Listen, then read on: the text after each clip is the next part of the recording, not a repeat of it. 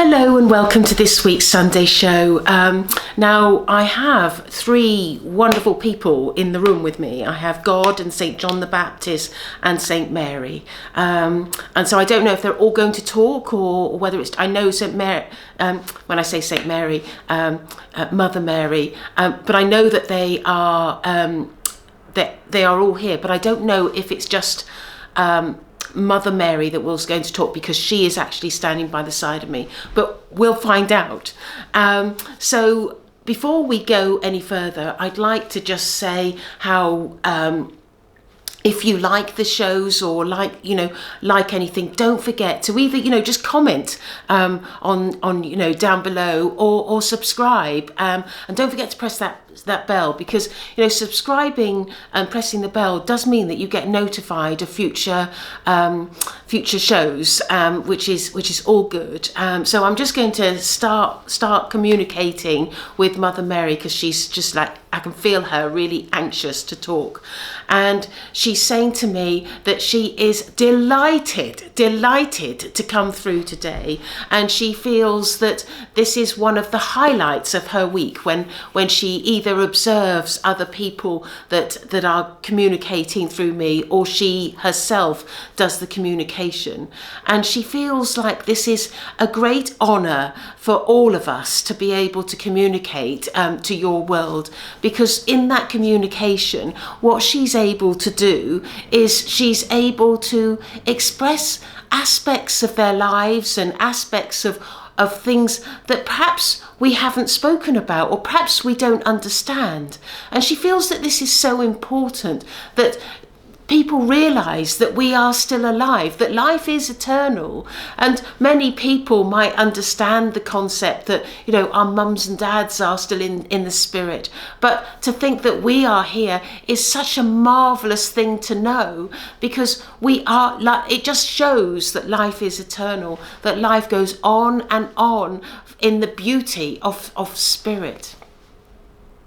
She says that when she was a young girl, as Mother Mary, when she was a really young girl, she said that she always wanted to be as close to God as she possibly could.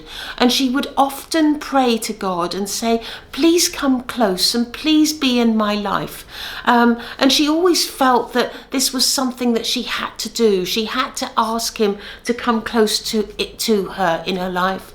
And she says, lo and behold, look at what happened. Look at how he came close to me, and look at how he stayed with me throughout my life. Once I departed and went to spirit, God said that he was so pleased with the work that I did and how I managed to teach so many people the ways of his world. He felt that Mother Mary was the most integral part to all that happened in the land of Bethlehem and Israel. She's saying to me that she wanted to come through with these particular words just before others spoke, and she's telling me that St. John the Baptist also wants to speak, and he's just stepping forward and she's stepping back.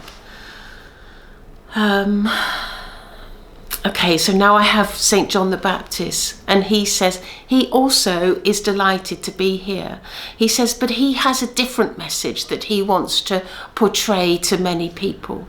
And his message is one that talks about the importance of looking at one's life and looking at how one lives their life today. He says that when he was alive, he was certainly someone that wouldn't have taken the path if it wasn't for Mother Mary, and if it wasn't for the messages that he got telling him that he had to walk this path. But not everybody hears the messages or hears the way of our world.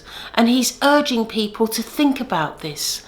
If one person can change their ways and be good and always listen to the words that are spoken here, then that is a challenge that we have overcome, that we have given mankind a different way of looking at life. because looking at life in a different way is the most important thing that can be done. To look at life and say to yourself, I must be an honourable person. I must look at God in a different way. I must look at God with complete love. And I must also understand that everybody around, my brothers and sisters on this land, are all interconnected with me, and that I must love them equally and unconditionally. That I must not hold a ransom to their behaviour. I must always, always consider their feelings and consider them with much great love. He's saying that now that he is in spirit and next to God, he says that his life is very different to that of St. John the Baptist. He says that his time now is spent organising many things on our world, and he certainly takes time out to guide people that are dealing with financial matters. You know, for instance, he may come around people of the Bank of England, or, you know, certain sort of high status bankers, and he may also come around politicians that are dealing with financial matters. He comes around and inspires them and takes them along a path that they need to go along. He looks at himself as a teacher and a guide to many people, but his area of speciality is certainly financial matters, and that's the bit that he really, really enjoys. He's saying to me that he's going to step down now because he wants God to speak, and God is now moving forward and wishing to communicate with us.